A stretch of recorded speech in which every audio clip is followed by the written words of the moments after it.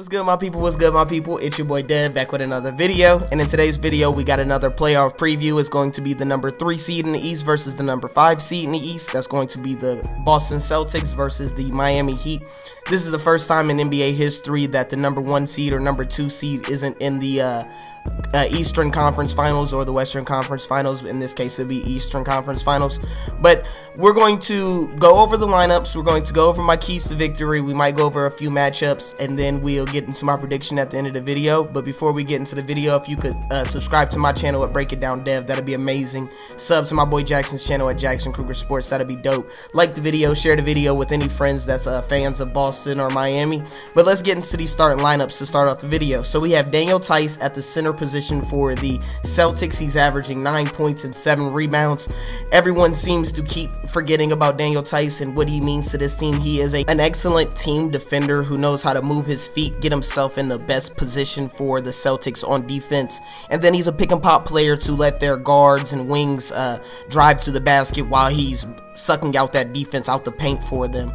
Who he sucks out the defense out the paint for is Jason Tatum. On a lot of plays they run this pick and roll or pick and pop. Jason Tatum averages 25. Let me not just say Jason Tatum's a pick and pop player. He's an ISO player, he's a post up player, he's a star in this league and definitely has arrived. Who's averaging 25 points, 45% from the field, 42% from 3, 4 assists, 10 rebounds, a block and a steal a game. Jaylen Brown is another wing. He averages 21 points, 8 rebounds, a block, a steal, while he's shooting 43% from the field, only 30% from deep. But I like the way I like his shot selection and what he's putting up from deep. So I think those will start dropping a little bit more if he's the player that I thought he was going into this playoffs. Marcus Smart has been electric off of the bench coming into this playoffs for the Boston Celtics, and I see them sticking with him in the starting lineup even if Hayward comes back, who's averaging, or Marcus Smart is averaging 13.6 rebounds, 4 assists, 40% from the field and 35% from 3 while getting a steal a game. And then Kimba Walker is their last star on their team that needs to up his games for them to make it to the finals, who's averaging 20 points, 5 assists, 45% from the field, only shooting 28% from deep and averaging a steal a game as well. He's going to have to play a lot better in this series.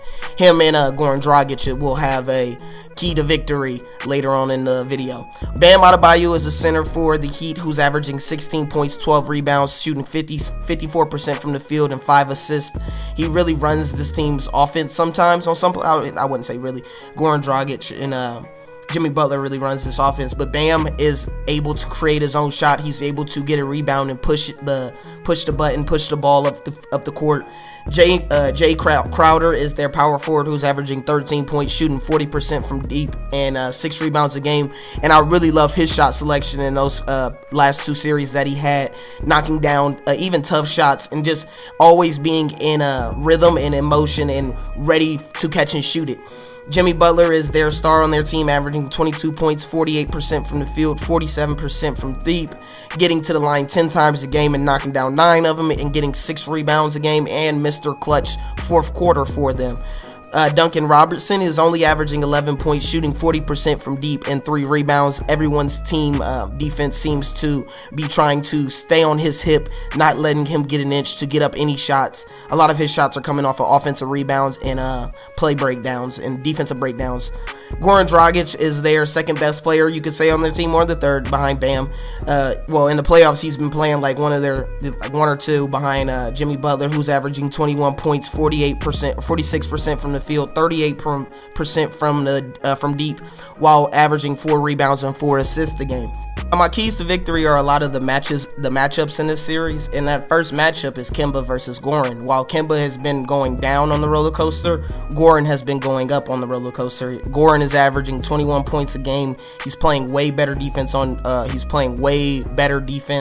and ever since he's taken over that starting point guard spot, he's been looking like the Gorin of old from Phoenix, when he was a player that you had to respect and put him in the game, the defensive game plan. Kimba, on the other hand, playing against the Raptors might have figured out the blueprints to stop the Celtics. Kimba is the head of the snake, even though Jason Tatum is the best player on the Celtics. If Kimba isn't going, then the Celtics aren't usually going, and they were able to keep him out of the Raptors were able to keep Kimba out of the paint, showing him that boxing one and really slowing him down. And if Kimba is going to continue to play this way, I don't see the Celtics win. And if Gorin continues to play this way, I think the Heat have a way better chance to win this series. The next matchup is the Jimmy Butler versus Jason Tatum matchup, and these are the two best players on both teams. Jason Tatum is averaging 25 points a game, 45% from the field, 42% or 41% from deep, while Jimmy's averaging 22 points a game, shooting 48% from the field and 50% from deep. Now, I know both of these players are going to play their ass off, so I really don't want to say one of them is a key to victory, because I know both of them are going to put their teams in a chance, a position to win, and it's going to become who plays better around them. Now, Jimmy is the clutch player, but Jason Tatum is clutch as well. He's young and he's arrived. Everyone knows who he is, and they're going to definitely give him the ball and let him go to work. I don't want Gordon Hayward to come back and then steal his touches and slow him down, not give him as many looks at the rim and opportunities to take over this series. Now, the last matchup that we're really going to look at is the Bam Adabayou versus Daniel Theis matchup.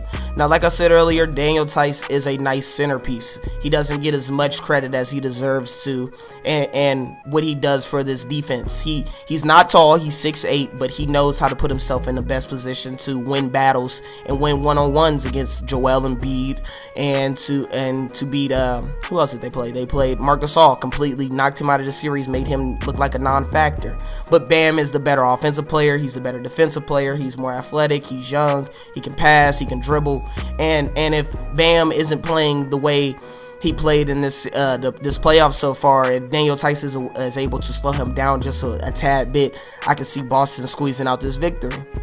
Now let's get into the benches of both teams, and then we'll get into the coaches a little bit, and then we'll go to my predictions. So the Brad Wanamaker is the sixth man off the Celtics bench, who averages 5 points, 2 rebounds, and 2 assists. No players on the Celtics bench really gets minutes. They really like to play their stars and keep them in the game and keep them hot.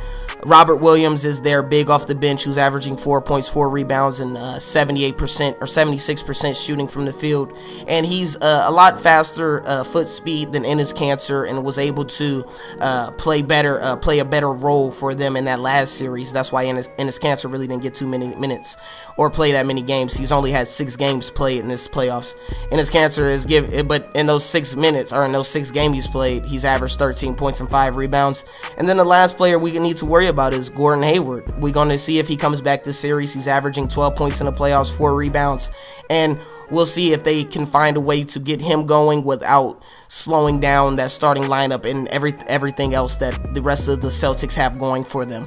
On the Heat's bench, their best player and their sixth man is Tyler Hero, who's averaging 15 points, 40% from deep, and 40% from the field, while giving you 5 rebounds a game, and just looking like a veteran in this league, especially to be a rookie and averaging 15 points on a playoff team that's in the Eastern Conference Finals right now is amazing to see. Andre Iguodala is their another wing off the bench, who's averaging 4 points, 3 rebounds, and a steal.